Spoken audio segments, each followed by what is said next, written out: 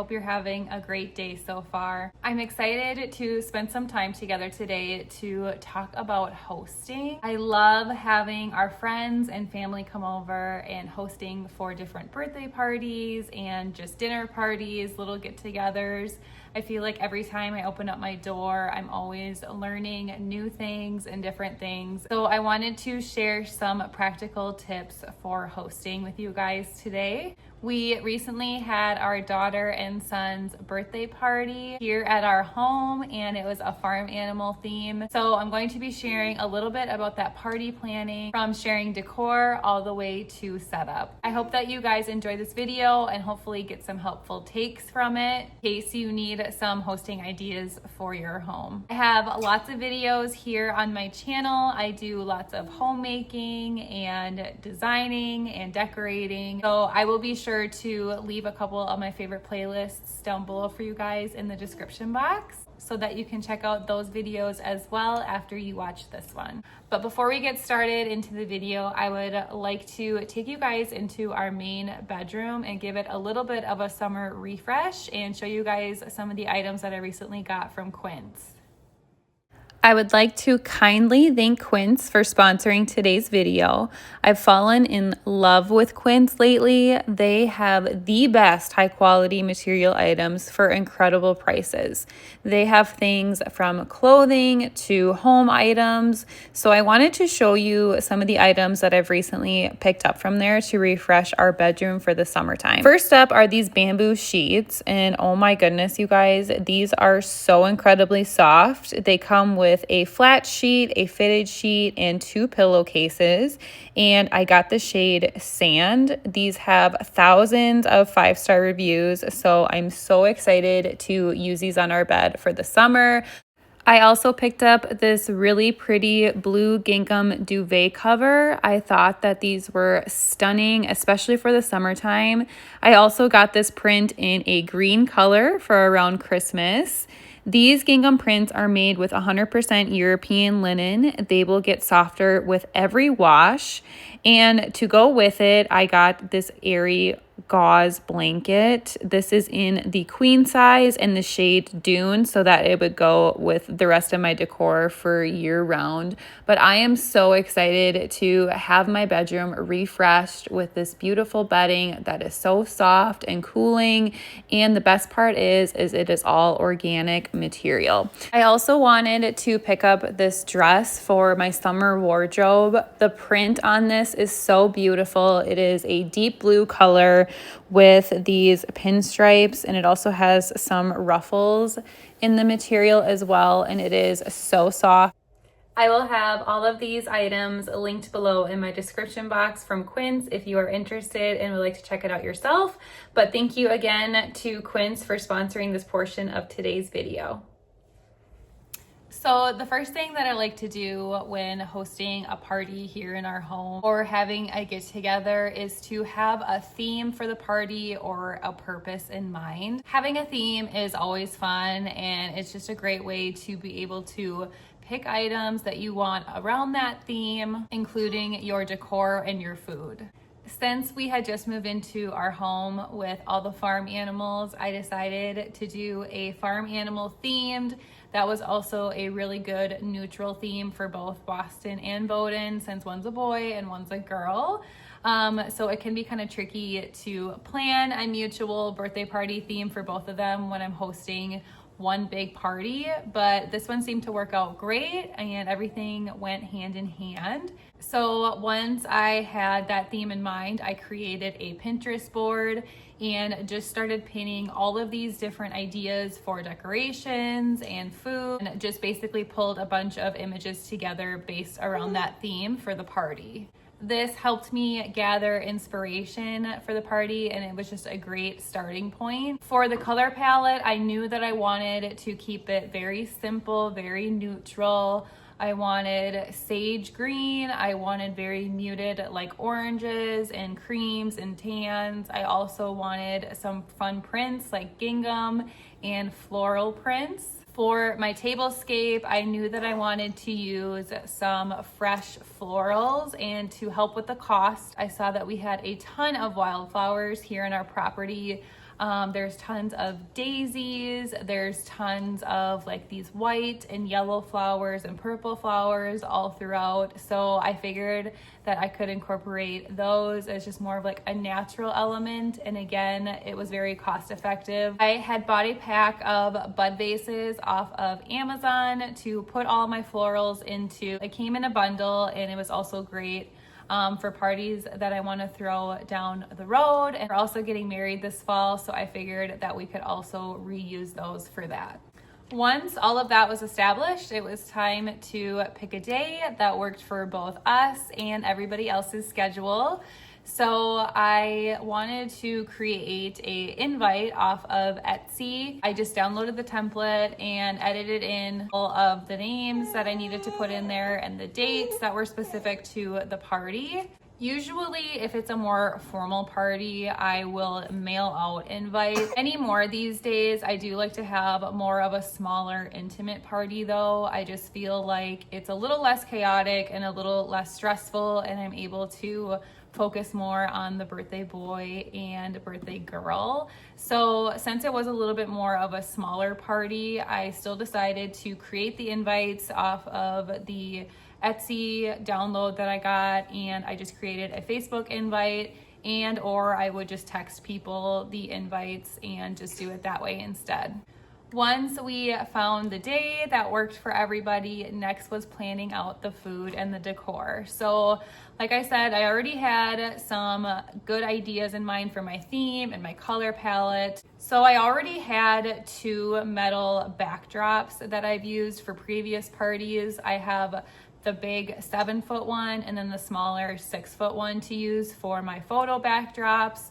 And these work so great. I got them off of Amazon. I'll be sure to have them linked down below, but we have used these over and over again, and I love them. They really do create a great like party statement piece for pictures. We also got our balloon kits from Amazon as well. I feel like they are the best bang for your buck. You get a lot of balloons in a kit. And to help blow them up, I do have a balloon pump that I also bought off of Amazon, and those work really well, especially if you have 100+ balloons that you need to blow up.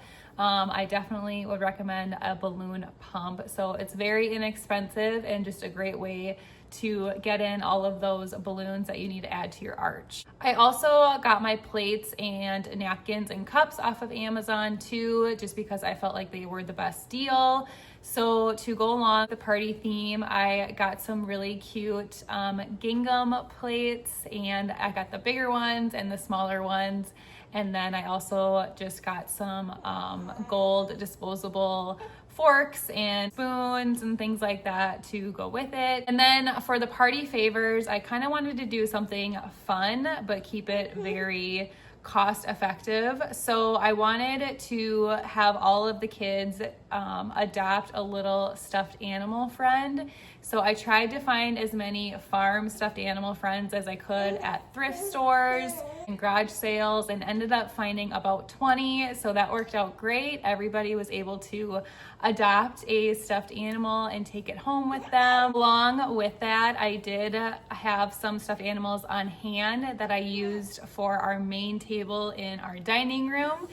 And I also made some cute little fabric party hats for the animals. So the week of the party, I went to Hobby Lobby and found a couple different fabric patterns that kind of went along with the party theme and colors, which turned out really cute. Everybody loved it. They thought that that was a really cute idea. While planning for the party and preparing everything, buying everything, I did have a little designated basket that I would put everything into, and as I was buying things, I would put it all in there and just kind of seeing how everything was looking when it was all together, what items I wanted to add to the stack. And I was also able to grab down like some cake stands that I currently had that would go along with the theme. It was just a really good way for me to be able to get a good visual of everything that I had and what I needed to add to it. For the party, I also wanted to print off a welcome sign. So I used the same invite template just to make it all cohesive and match for a welcome sign. And I put it next to our main entrance so that people knew to walk through there. And I thought that that just added a really nice little touch for the party. It was such a great way just to kind of welcome people in as they were coming to the party. The day of the party was so hot. It was 90 degrees. It was very humid. Did have some cloud coverage, thankfully, but I decided to ultimately host the party inside of our home in the AC so that people weren't getting super hot. So I ended up setting up our backdrops in front of our fireplace in our living room. That way everybody could just lounge around in our home, in the AC, on the couch, on some chairs in the dining room, and just watch the kids open up their presents in here instead. Our food for the party, I wanted to keep very simple, but I wanted to kind of make it more of like a picnic style. So we had some ham and turkey sandwiches that I assembled together. I put some little daisy picks in there on top. I also had some plain bagels, and I made brown sugar cream cheese and just had a regular cream cheese. The kids really loved those. I had some fruit cups and some chips and dip. My mom makes the best sugar cookies, and she made some goose-shaped sugar cookies for the party, so those were a big hit.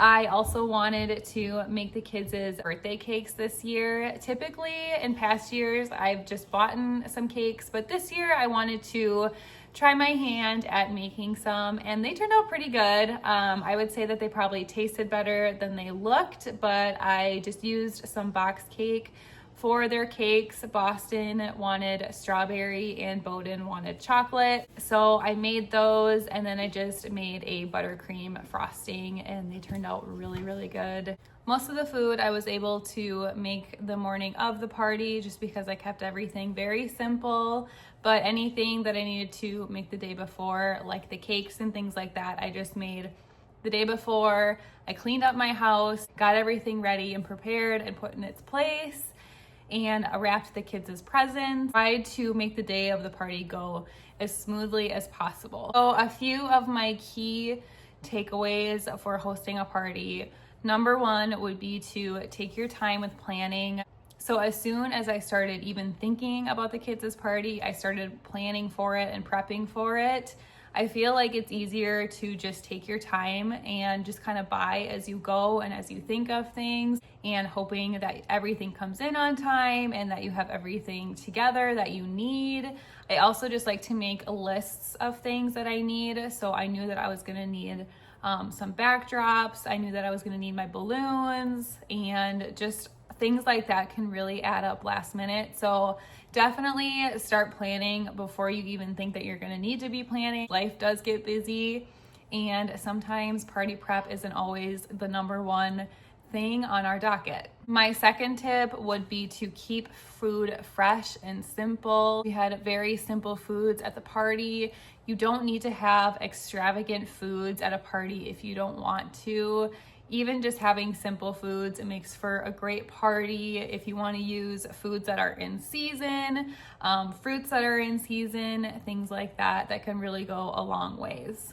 Another thing is to have a fun activity for the kids to do, or even the adults to do. During the party, we had the kiddos feed all of the animals. Each had a clear little cup that we filled with grain, and they were able to feed the cows and the goats and the chickens, and they all loved it. They were able to carry around their stuffed animal, and it was a very interactive thing to do, and I feel like something that they will truly remember. So definitely just kind of having an activity for the kiddos to do. We had a bouncy house that we set up for the kids to jump around on and play if they wanted to go out there and do that. So that was also a really fun thing to do. The last thing, and probably the most important thing, is to not strive for perfection. You have to remember that people aren't there for the party, they're there for the people. So this is something that I truly do feel like can get very overwhelming, is making sure that all of the little things are perfect, making sure that everything is in its place. And honestly, that's not the purpose of the party. It's to celebrate the people that you love with the people that you love and care about. Don't stress yourself out. Don't make the party feel like it's a chore. You want your home to have a good energy where people feel like they can just be themselves, relax, and not feel so uptight about things. And just remember that the memories that are gonna last are gonna be with the people that you love and not the party. So I hope that this helped you guys with some of the party planning tips that I have. If you guys are hosting a party in your home or even just a small get together, I hope that this helps. Please don't forget to like and subscribe if you haven't already. I will be soon doing a fall decor haul. I've started shopping for some fall decor and I'm really excited to share that with you guys in the next coming weeks. So hit that notification bell so you don't miss any of my future videos, and I will see you guys in my next one. Bye, friends.